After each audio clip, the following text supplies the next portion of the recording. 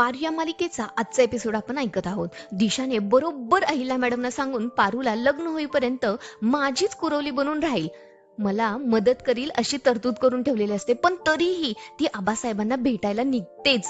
असे नेमके काय होते की दिशाचा प्लॅन फ्लॉप होतो? तसेच मिहिरी कसा दिशाचा पर्दाफाश करायला तयार होतो हे पण आपण पाहणार आहोत. दिशा आता रेडी होत असते. मेकअप आर्टिस्टही आलेले असतात. ते दिशाला तयार करायला मदत करत असतात. दिशाला पारूला अजिबात बाहेर जाऊ द्यायचे नसते. ती पारूला म्हणते, ए सर्वंट, अशी काय खांबासारखी उभी आहेस? चल लाव माझ्या पायाला लेंपेंट. आणि स्वतःचा पाय पारूच्या मांडीवर ठेवते आणि म्हणते, काय आहे पारू, नोकरांनी ना असंच मालकाच्या पायाशी राहायचं असतं आणि आपली लायकी कधीच विसरायची नसते. तू ना ती नेहमी विसरतेस. पण पारूचे याकडे कशातच काहीच लक्ष नसते. पारूच्या मनात एकच विचार असतो. आदित्य सर तिला बोललेले असतात की जर दिशा आणि प्रीतम सरांचं जर लग्न झालं ना तर मी स्वतःला कधी माफ नाही करू शकणार. आपण आई आणि आबासाहेबांमध्ये नेमकं काय घडलं होतं हे जर का शोधून काढलं ना तर बऱ्याचशा गोष्टी सोप्या होणार आहेत. पारू विचार करत असते की मी आता काय करू की मला इथून बाहेर पडता येईल. तिचे लक्ष नसतेच नेलपेंट लावण्याकडे. ती कसे तरी आपली काम उरकत असते. तोच दिशाचे त्याकडे लक्ष जाते. ती म्हणते, ए मूर्ख बिंडोक पारू, असं लावतात का नेलपेंट? माझ्या लाईफ मधल्या सगळ्यात इम्पॉर्टंट इव्हेंट साठी तू ही अशी घाणेरडी नेलपेंट लावून देणार मला? तू किती युजलेस आहेस यार. बेसिक नेलपेंट लावता येत नाही तुला. चल उठ, नको लावूस बावळट. त्यावर पारू म्हणते, दिशा मॅडम, हे बघा ना, मी खरंच सांगते, माझं लई महत्वाचं काम आहे, मला जाऊ द्या ना. तुम्हाला तयार करायला ही माणसं आहेत ना. पण ही दिशा ऐकते वय.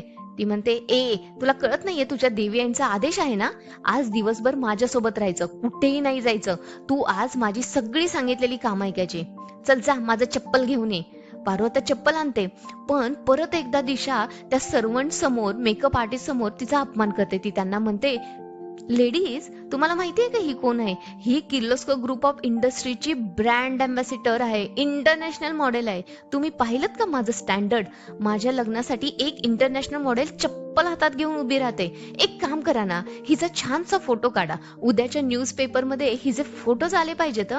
VIP नवरीचे सँडल हातात घेऊन एक इंटरनॅशनल मॉडेल उभी राहते असे. पारूलाही आता खूप राग येतो. ती म्हणते, दिशा मॅडम, तुम्ही हे सगळं मुद्दाम करताय ना, हे कळतंय मला. त्यावर दिशाही म्हणते, हो का, मग मलाही माहिती आहे तुमचं इम्पॉर्टंट काम काय आहे. तुला त्या बावळट प्रियाच्या गावाला जायचंय, तिला इकडे घेऊन यायचं काम दिलंय ना तुझ्याकडे. माझं लग्न मोडण्याचा प्लॅन आहे तुमचा, त्यासाठीच तर सगळे मिळून गावाला गेला होता खोटं बोलून, हे सगळं प्लॅनिंग प्लॉटिंग करायला.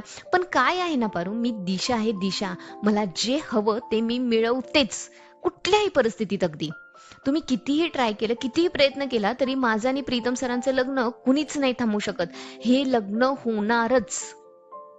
त्यावर पारू म्हणते, दिशा मॅडम, लगीन करण्याचा तुमचा स्वार्थ आहे. तुम्ही माझ्या देवी आईंना फसवताय, प्रीतम सरांना फसवताय, समद्यांना घरातल्या फसवताय. तुम्हाला माहित आहे, प्रीतम सरांचं तुमच्या अजिबात प्रेम नाही. त्यांचं प्रेम फक्त प्रिया मॅडमवर आहे आणि ते दोघंच एकमेकांसाठी बनलेत.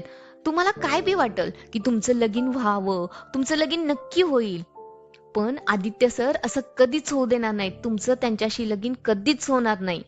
तोपर्यंत इकडे आदित्य सर खूप अस्वस्थ असतात. त्यांचे कशातच लक्ष लागत नसते. ते खूप पॅनिक झालेले असतात. ते आता लग्नाच्या तयारीतून बाहेर येऊन एकटेच बाल्कनीमध्ये उभे राहिलेले असतात. आदित्य सरांची ही अस्वस्थता पाहून श्रीकांत सरही त्यांच्या पाठीमागून येतात आणि आदित्य सरांना विचारतात, अरे आदित्य, काय झाले तुला? तुझा चेहरा कसा पडलाय? बरा आहेस ना? अरे घरात इकडे सगळं आनंदी वातावरण आहे आणि तुझा चेहरा कसा पडलाय? काय झालं एवढं? त्यावर आदित्य सर म्हणतात, बाबा, काहीतरी चुकतंय. पारूने आता इथून जायला हवं. मला तिच्या मदतीची खूप गरज आहे. मला तिला एका ठिकाणी पाठवायचं आहे. तुम्ही बघितलत ना, आईने तिला दिशासोबत थांबायला सांगितलंय. त्यावेळी श्रीकांत सर म्हणतात, तू जरा मला नीट सांगशील का? पारूला कुठे जायचंय, तुला कुठे पाठवायचंय? पण आदित्य सर काहीच सांगत नाही. ते फक्त म्हणतात, बाबा, मी तुम्हाला सगळं नंतर सविस्तर सांगतो, पण आता पारूचं जाणं खूप महत्वाचं आहे. त्यावेळी श्रीकांत सर म्हणतात, तुला वाटतंय ना महत्वाचं आहे? मग चल, तुला जसं हवं आहे तसंच होईल. अहिल्याने पारूला दिशाजवळ थांबायला सांगितलंय ना? हो, मग अहिल्यानेच पारूला तिथून जायला सांगेल. चल बरं तू.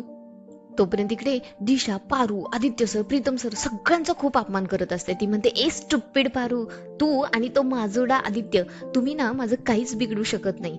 तुम्ही लोक ऑलरेडी हारलेले आहात. माझं आणि प्रीतमचं तर लग्न होणारच आहे आणि एकदा का आमचं लग्न झालं ना, मग तो प्रीतम कुत्र्यासारखा माझ्या मागं शेपूट हलवत आयुष्यभर फिरत राहणार. आणि तो बावळट आदित्य, त्याला मी माझ्या कंपनीत माझ्या हाताखाली नोकर म्हणून कामाला ठेवणार. आणि तू तू तर माझ्या लय डोक्यात गेलेली आहेस. तुझे मी काय हाल करते ना ते तू बघच फक्त. पण आपली पारुई म्हणते, दिशा मॅडम तुमची इच्छा कधीच पुरी होणार नाही, कारण तुमच्या मनात पाप आहे. हे ऐकून दिशा आता फार चिडते आणि ती म्हणते, ए फिलॉसॉफी झाड नकोस माझ्यावर. तू एक काम कर, फॉर अ चेंज म्हणून ना तू आज वॉचमनचा रोल प्ले कर. बाप ड्रायव्हर आणि मुलगी वॉचमन, किती छान कॉम्बिनेशन आहे, परफेक्ट कॉम्बिनेशन आहे. जा तिथे दारात थांबायचं, तीच तुझी खरी जागा आहे. दारात थांबून लक्ष ठेवायचं. आणि हो, पळून जायचं नाही हा. तुला आठवतंय ना देवी आईंनी आदेश दिलाय तुला. तोच आता दिशाच्या खोलीत Ahilya madam, Shrikant sir, Aditya sir येतात. अहिल्या मॅडम पारूला म्हणतात, पारू तू जा बरं. दिशा ही पारूला थांबवण्याचा पुरेपूर प्रयत्न करते. ती सासू मॉमला म्हणते, पण सासू मॉम ती मला हेल्प करतेय ना. त्यावर सासू मॉम म्हणतात, दिशा आपल्याकडे मेकअप आर्टिस्ट आहेत ना, ते तुला तयार करतील. पारूला कंपनीच्या एका महत्वाच्या कामासाठी जायचंय, तिला जाऊ दे. पारू आता देवी यांचा आशीर्वाद घेते. देवी आई पारूला म्हणतात, अगं कुठली तरी लढाई जिंकायला चालल्यासारखी काय करतेस, जा पटकन जा. पण सासू मॉमला तर काय माहित की आपली पारू लढाई जिंकायलाच चाललेली असते आणि ती लढाई जिंकूनच येणार.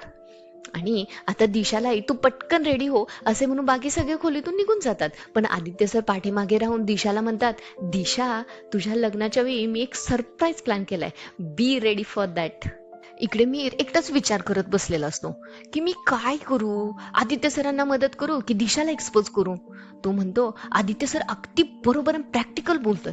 इतके दिवस मी दिशाचं ऐकलं आणि किर्लोस्कर ग्रुपच्या विरोधात जाऊन माझं नुकसान करून घेतलंय.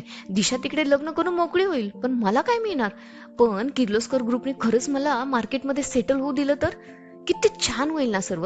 आदित्य बोला तेच अगदी खरं होतं आणि तेच फायद्याचं आहे माझ्या. तोच मिहिरला दिशाचा कॉल येतो. तो म्हणतो, ही ना मला बर्बाद केल्याशिवाय सोडत नाही असे म्हणून कॉल उचलतो आणि बोलू लागतो. दिशा तिकडून म्हणते, हॅलो तुला मी ही सिटी सोडून जा म्हणून सांगितलं होतं, तू गेलास का नाही अजून. त्यावर मिहिर म्हणतो, डार्लिंग दिशा तुझं सांगितलेलं मी ऐकणार नाही असं कसं होईल, मी बाहेरच गेलोय सिटी सोडून. पुढे दिशा म्हणते, आता ना काही दिवस या सगळ्यापासून लांबच राहा, माझ्या लग्नानंतर बघू तुझं काय करायचंय ते. मीर आता म्हणतो, काय करायचंय ते म्हणजे दिशा तुझ्यामुळे माझं खूप पैसे अडकलेत, खूप नुकसान झालंय माझं. त्यावर दिशा म्हणते, ए इडियट तुझ्यामुळे काय, तुझ्यामुळे माझ्यामुळे काही झालं नाही. तुझ्या फ्लॉप बिझनेस आयडियामुळे झालंय सगळं. बिझनेस करण्यासाठी काडीची अक्कल नाही, कुत्र सुद्धा विचारत नाही तुला. माझ्यामुळे तुला फायनान्स तर मिळत होते, पण तुझ्या त्या दळभद्री आयडियाजमुळे ते पण टिकले नाहीत. नॉनसेन्स. त्यामुळे मी सांगते ना ते चुपचाप ऐकायचं, थोडे दिवस शांत राहायचं. माझ्या लग्नानंतर जर तुला तुझ्यामध्ये थोडं जरी कॅलिबर दिसलं ना तर मी मदत करेन तुला नवीन बिझनेस उभा करायला. कळलं बावळट असे म्हणून फोन ठेवून देते. मिहिरी आता स्वतःशीच बोलतो, दिशा मी मूर्ख नाहीये तुझ्या भरोशावर राहायला.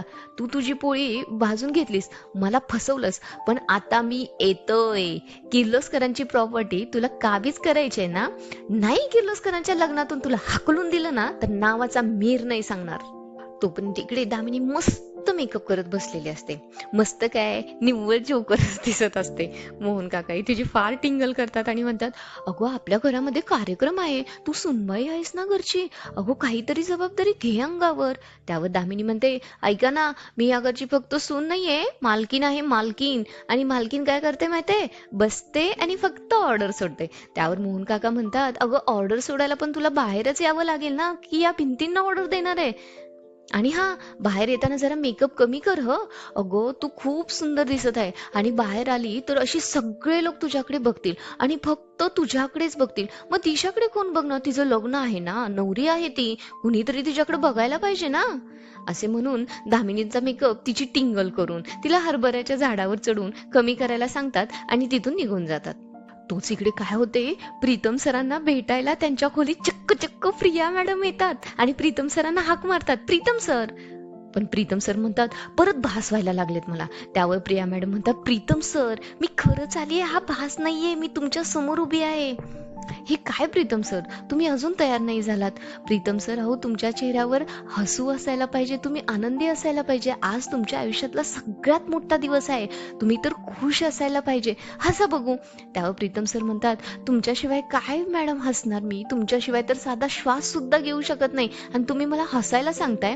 प्रिया मॅडम, माझं हसणं, माझं खुश राहणं हे सगळं तुमच्यापर्यंत येऊन संपलंय आता. त्यावर प्रिया मॅडम प्रीतम सरांना समजावून सांगतात, बस करा सर, आपलं ठरलंय ना आता, आयुष्याला हसत सामोरं जायचं. आणि प्रीतम सर, माझं तुमच्यावर खूप प्रेम आहे. प्रीतम सरही म्हणतात, प्रिया मॅडम, माझंही तुमच्यावर खूप प्रेम आहे. अहो प्रीतम सर, आता मी नसणार. मला तुम्ही प्रॉमिस करा बरं, तुम्ही स्वतःला सावराल, रोज ऑफिसला जाल, छान काम कराल, अहिल्या मॅडमना सांभाळाल, सगळं नीट कराल. प्रॉमिस करा बरं मला. प्रेक्षक हो, मला वाटतं तुम्ही बरोबर ओळखलायत. हा तर प्रीतम सरांना भास होत असतो आणि आता तिथं अहिल्या मॅडम आलेल्या असतात आणि त्या प्रीतम सरांना जाग्या करतात. त्या म्हणतात, प्रीतम, अरे तुझं लग्न आहे ना, मग शांत का असं बसलाय? तयार होत चल, पटकन रेडी हो, उठ, मी तुझी वाट बघतीये. असे म्हणून अहिल्या मॅडम तिथून निघून जातात आणि इथेच आजचा एपिसोड संपतो. आता पारू तर गावाकडे निघालीये आणि मिहिर दिशाला एक्सपोज करायला तयार झालाय. पुढच्या एपिसोडमध्ये नक्की दिशावर मोठा बॉम्ब फुटणार आहे, तर पुढचा एपिसोड नक्की बघा. आणि असेच अपडेट्स पाहण्यासाठी चॅनेलला लाईक आणि सबस्क्राईब करा. धन्यवाद.